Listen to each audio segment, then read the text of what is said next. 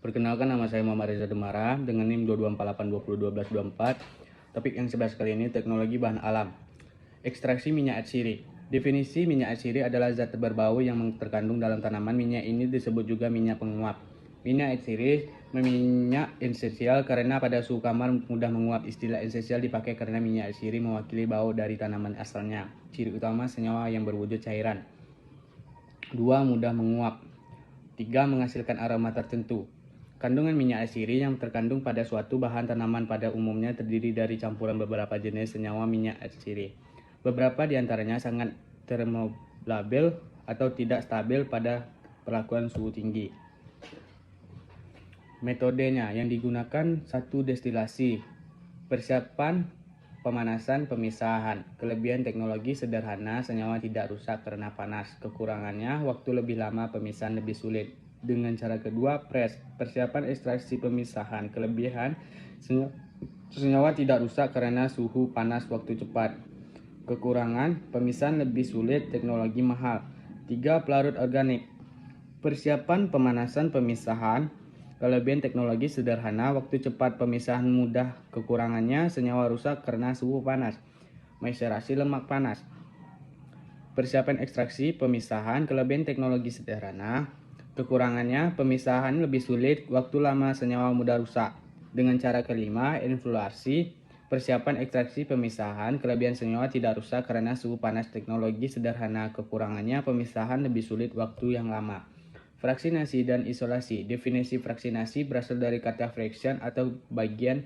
Secara harfiah dapat diartikan sebagai mekanisme untuk memilah-milah atau memisah-misahkan suatu kumpulan atau kesatuan menjadi beberapa bagian.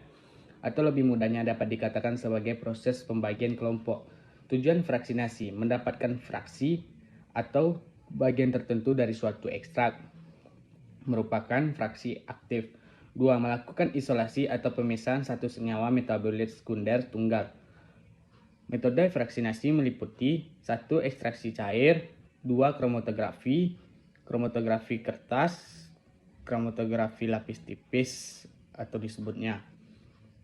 2. Kromatografi kolom. 3. Kromatografi cair vakum. 3. Ekstraksi fase padat. Ekstraksi cair berprinsip peningkatan polaritas dan ketidakcampuran antara dua pelarut yang digunakan. Prediksi senyawa terlarut: 1. Nonpolar, steroid, lemak, lilin, terpen. 2. Semipolar, kumarin, fenolik, non-glikosida, alkaloid. 3. Polar, flavonoid, glikosida, alkaloid, kuarterner. Proses campuran ekstrak diaduk dengan dua pelarut tidak saling larut, lalu dipisahkan menggunakan corong pisah berdasarkan perbedaan densitas. Kromatografi adalah bentuk teknik pemisahan campuran berdasarkan perbedaan distribusi komponen-komponen antara dua fase, yaitu fase diam dan fase gerak. Prinsip pemisahan berdasarkan partisi, penukaran ion, eksklusi ukuran, dan afinitas. Komponen utama: fase diam dan fase gerak. Contoh kromatografi kalem: campuran senyawa dipisah interaksi dengan adsorber. Kromatografi lapis tipis. Prinsip kerja: memisahkan sampel berdasarkan perbedaan kepolaran antara sampel dan pelarut dengan menggunakan lapis tipis pada lempeng kaca, logam, dan lain-lain. Fase gerak. Fase diam. Fase diam yaitu padat, fase gerak yaitu cairan. Fase diam adsorben, berupa serbuk halus sebagai permukaan penyerap. Contoh silika, gel, alumina, tanah, diatomia, selulosa. Ukuran partikelnya yaitu 0,1 sampai 40. Semakin halus partikel, laju perambatan semakin lambat. Waktu elusi: urutan elusi senyawa dari tercepat atau tertinggi ke terendah atau ke terlambat. Pada fase diam polar, misal silika atau alumina, alkana, alkil, halida, alkena, dan lain-lain. Fase gerak eluen harus memiliki kemurnian tinggi, biasanya digunakan 2-3 kali daya elusi diatur dengan RF berada antara 0,2 sampai 0,8. Komposisi dapat berubah karena penyerapan atau penguapan. Pemurnian. Definisi pemurnian: pemurnian adalah metode untuk memperoleh komponen bahan alam murni, memisahkan zat yang diinginkan dari pengotor dengan tingkat kemurnian 95% sampai 100%. Pemisahan dapat dilakukan berdasarkan peristiwa fisika atau kimia, misalnya dengan filtrasi jika komponen berwujud padat dan cair.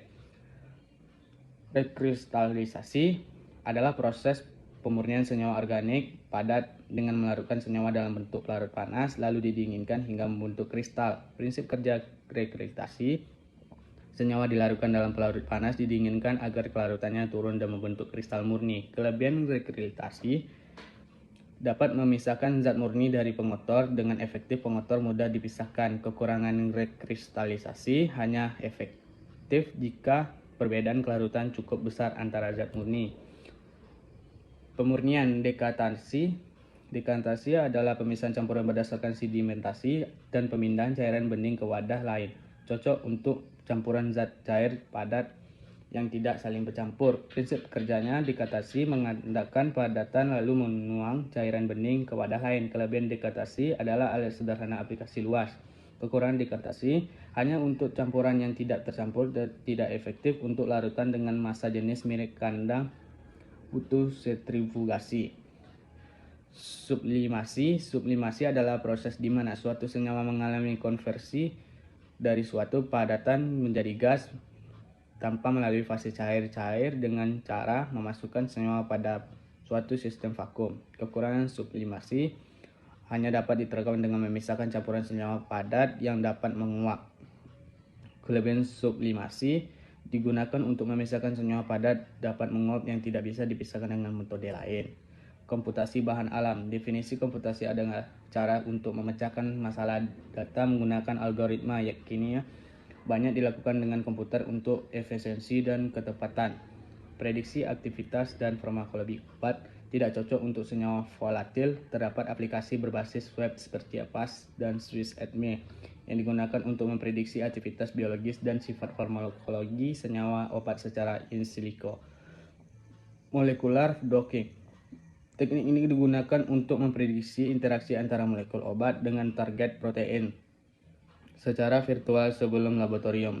Penemuan obat baru.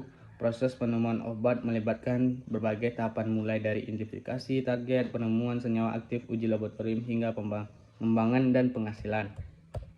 Sekian, terima kasih.